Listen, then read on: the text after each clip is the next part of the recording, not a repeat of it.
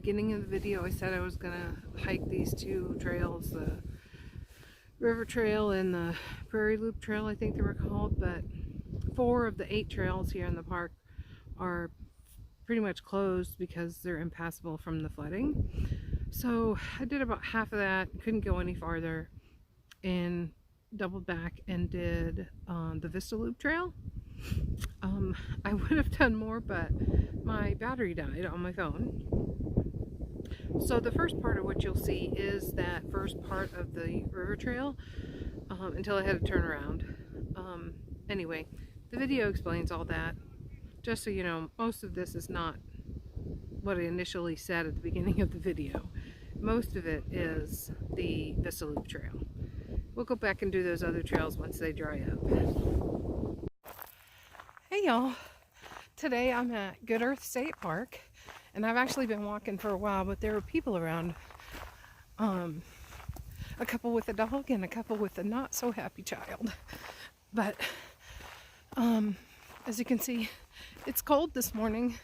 Well, it's actually afternoon. I had to wait for the visitor center to open because I wanted to get my state park pass, which I did. It's really cool. I thought it was only going to be good for 6 months, but turns out it's good until May of 2021. So really, like 2 years for 30 bucks. And I can go to any state park now. I don't have to pay the daily fees, which is really nice. I'm on the river trail, and I'm going to the Prairie View Loop, which is at the end of this trail. So altogether, with backtracking, it'll be about 3 miles. I might get another one in depending on how long it takes me to get there. It's a pretty nice trail, pretty graded, lots of prairie. Right now it's flat, but I understand that there's a little bit of up and down, which I'm excited about. I like flat, it's faster, but you know, I'm a mountain girl. I need some ups and downs. The volunteers at the visitor center did tell me that some of these trails get muddy from continuing flooding in this part of the country. Although we don't have it as bad here as they do down in Nebraska and even into Iowa. So the flooding I saw when I went to Kansas City, just driving through, was just heartbreakingly horrible. But anyway, on to see what we can see.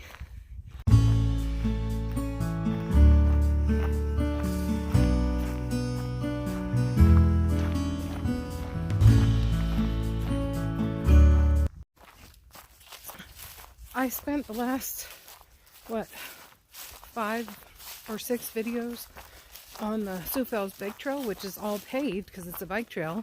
So I didn't need my my hiking pole. I didn't even think about bringing it. And as I'm coming down this hill, I'm thinking that maybe it was a mistake.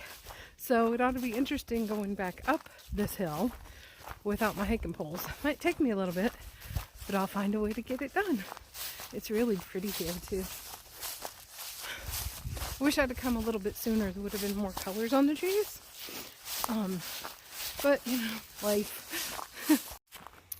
I know this is just generic footage of the woods, but it just feels good to be out in the woods again. It's good for the soul. At least it's good for my soul.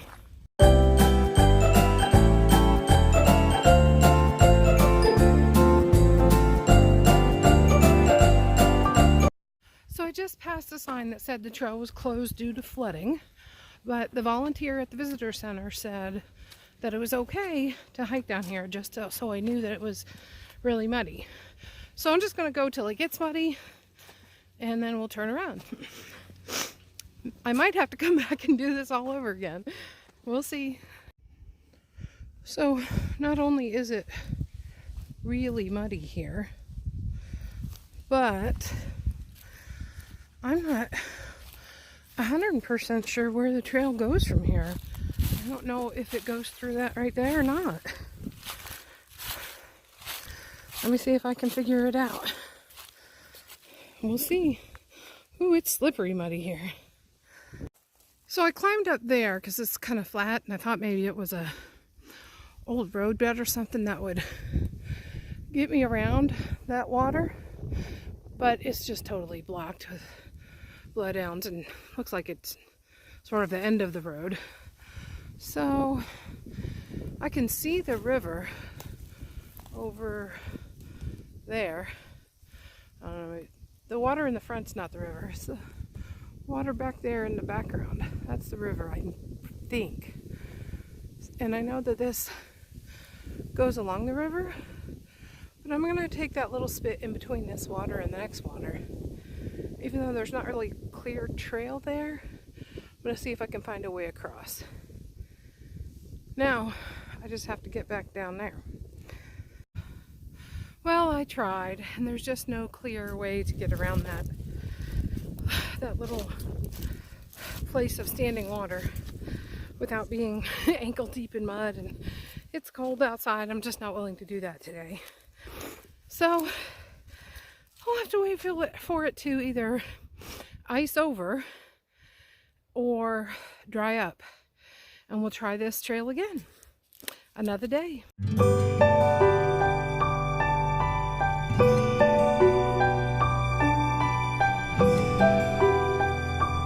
I found me a pretty decent stick. It's not great, but it only has to last the day. I found it coming down that really steep embankment when I was trying to get around the standing water. So it's nice. I'm going to keep it and have it help me up that other hill that I came down. But I won't remove it from the park because this is a state park and you don't remove stuff from state parks. Okay, so I know that it's kind of hard to tell on the video, but it's very clear in real life. So this stick is probably collarbone level to me, and I'm going to put it next to the sign for reference so you can see how high it is. This tippy part of the sign is about just below my armpit right here, and this entire sign, very obvious, was completely covered with water. That's how high the water got right here. So I say that's at least probably 4 feet. And you can see the debris up in the trees. And that's how you can tell how high the water was. If you look really close, you can even see the discoloration on the trees. It might be hard to tell in the video, but yeah, pretty devastating. Pretty devastating flooding. That is a very distinct game trail. Not a people trail because there's nothing up there. Just game trail. So, just came up that hill I went down. I know it doesn't do any justice on the video, but I knew it was going to be fun coming back up. Glad I had my stick. So I discovered that there were 3 other trails that were also closed in this park, and they are, let me look at my notes. So the Riverview Loop is closed. The Floodplain Loop is closed, and the Prairie View Loop is also closed. So, plan B for right now is to try it's called the Vista Loop, and it's not really a loop. It's a series of a whole bunch of little trails all kind of patched together. So I'll have to double back on some parts of it, but that's okay. Hopefully since it's called the Vista Loop, hopefully I'll get some cool pictures or something. We'll see what happens. Let's see what we can see. Oh, hey, I thought I'd say, coming up that hill, oh my gosh, it was a trek coming back up. And although it's still cold out here, boy, did all that exercise warm me up. My cheeks are kind of rosy. I had to take my hat and my earmuffs and my gloves off, unzipped my jacket. I'm about to take it off. I'm starting to sweat. But it's nice to work and to get hot and get a little sweaty, I guess. So let's head down this Vista Loop. We're here. Let's see what we can see.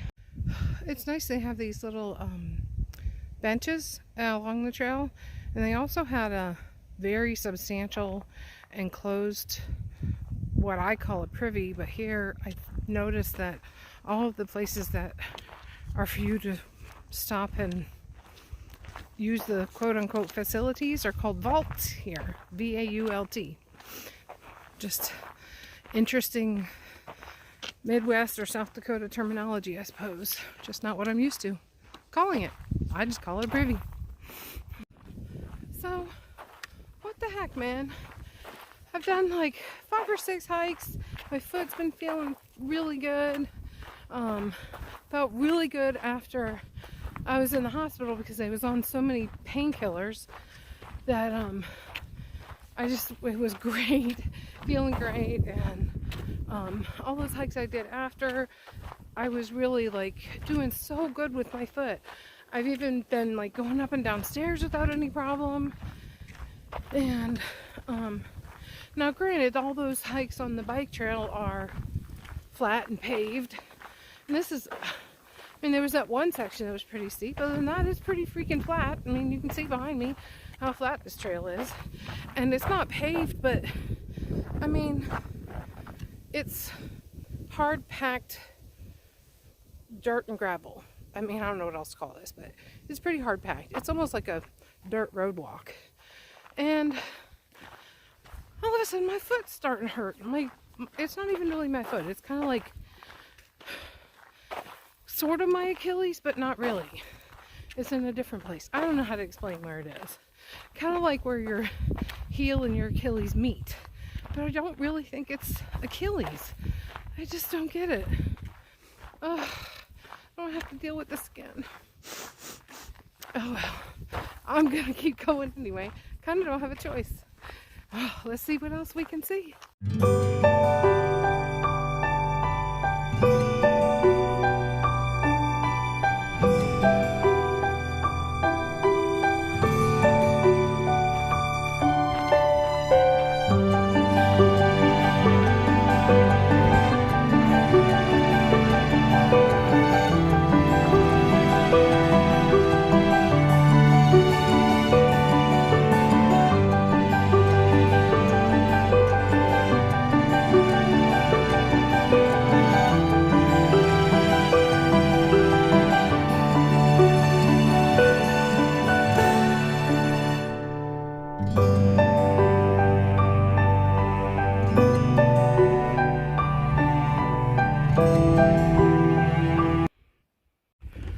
So of course, on the day that it was only supposed to be cloudy, it's actually starting to snow. You can't see it because it's very, very tiny, but yeah, lovely. It's starting to snow and I'm a couple miles down the trail. Have no rain jacket, just my puffy, which is now gonna get wet. But we'll just have to go with it.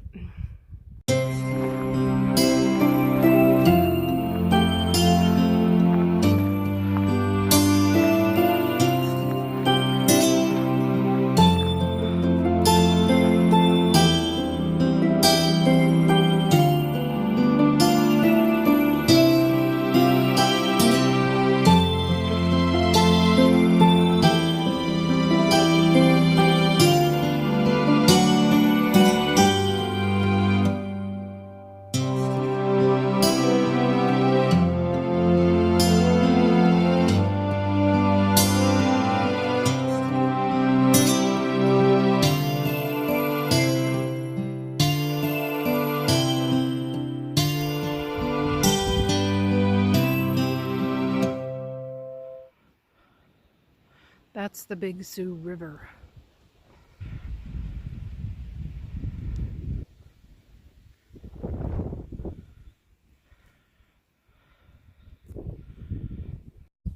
So this reads, just as a church steeple rises toward the heavens, high hills and bluffs are traditional places for indigenous peoples to pray to the Creator.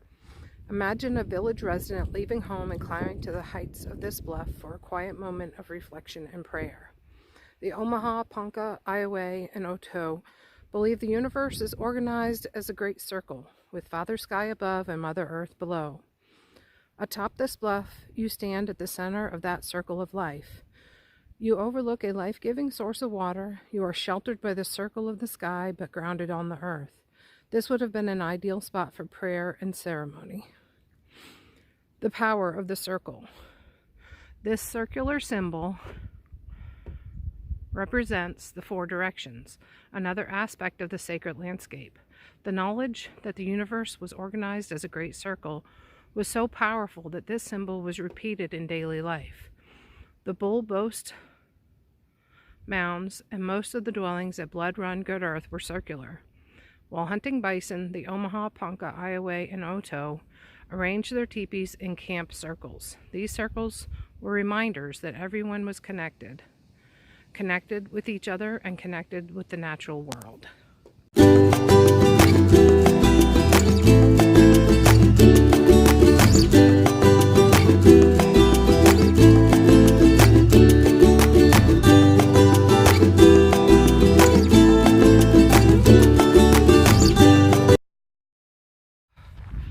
So, I know the video is not so great, but it's definitely starting to get much colder, and not really sure if I'd call it snow, but it's definitely frozen precipitation of some sort. And the wind has picked up, which makes it much colder. And I've been stopping and looking at so much stuff that I'm getting cold. As you can see, the hat's back on the head, the earmuffs are back on the ears, and my face is all red. You can see here where the grass is kind of trampled, and there's a big spot right there, and I'm sure that's where the deer bed down at night, just at the shelter of the trees. Must be a very popular spot.